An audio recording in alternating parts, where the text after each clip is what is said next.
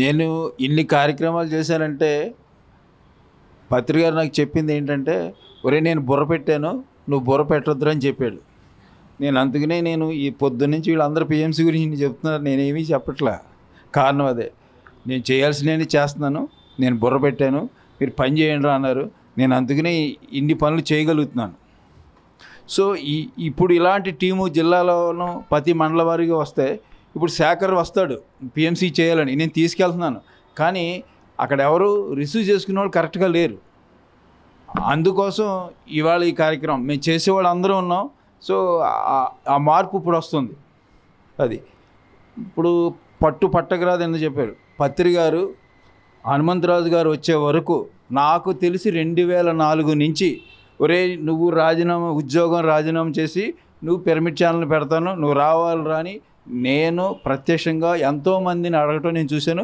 ప్రత్యక్షంగా మా జిల్లాలో మటుకు మాత్రం సాంబశివరావు అని, ఆకువీటి సాంబశివరావు అని అతను టీచరు, నువ్వు రాజీనామా చేసేసి నేను పిరమిడ్ ఛానల్ పెడతాను అన్నాడు. ఆయన రాజీనామా చేయలేదు చెప్తున్నాను. 2004 నుంచి నాకు తెలుసు. ఇంకా అప్పటి నుంచి ఆయన కోరిక ఎప్పుడుందో నాకైతే తెలియదు. నేను 2000 అది హనుమంతరాజు గారు వచ్చేటప్పటికి తీరింది అది. సో ఆనంద్ వీళ్ళంతా స్టార్ట్ అయ్యారు. సో వాళ్ళందరూ చిన్నప్పటి నుంచి ధ్యానం చేస్తున్నారు. సో మరి పత్రి గారే అన్ని సంవత్సరాలు ఆ పట్టకు రాదని అంత పట్టుబడితేనే ఆయనకి హనుమంతరాజు గారు వచ్చేటప్పటికి ఆ టైం పట్టింది. సో మనకు కూడా ఇప్పుడు చెయ్యాలి ఈ కార్యక్రమం అనుకుంటున్నాం, కానీ ఆ జనం రావాలి. మనం ఒక వసుదైవ కుటుంబమే, కానీ మనమే ఒకళ్ళు అవునా అది కాదా ఇదా అవుదా ఇది అనుకుంటున్నాం. కానీ 100కి 90 మంది షేర్స్ కట్టిన వాళ్ళందరూ ఫ్రీ అయిపోయారు. ఒక 10%ఏ కొంచెం వాళ్ళ పరిస్థితి బాగోక ఇస్తారని ఆశ ఉంది. సో ఇంకొక 10% ఏమో ఊగిసలాట్లో ఉన్నారు.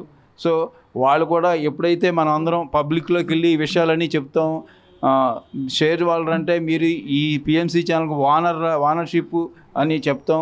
సో సైలెంట్గా ఉంటే ఎవరో ఒకళ్ళ చేత మనం ఈ షేర్స్ని మనం కొనిపించగలిగే కెపాసిటీ మనకు అందరూ ఉంది. ఇప్పుడు 50,000 ఇవ్వమంటే ఎలా ఇస్తున్నారో, కొంతమంది పిఎంసీ ఛానల్ కొనండి అతను ఆర్థికంగా బాగోలేదు అని మనం కొనిపించి వాళ్ళు ఇవ్వగలిగే పరిస్థితి కూడా మనకు వస్తుంది. కానీ అవన్నీ చేయటానికే ఇవాళ ఈ మీటింగ్ పడింది. సో అది విషయం. నాకైతే నేను వాళ్ళు ఎన్ని చెప్పినా నాకు అవేమీ ఉండవు. కానీ ఎందుకంటే పత్రి గారు నాకు చెప్పింది అది కాబట్టి నేను సుఖంగా ఉన్నాను.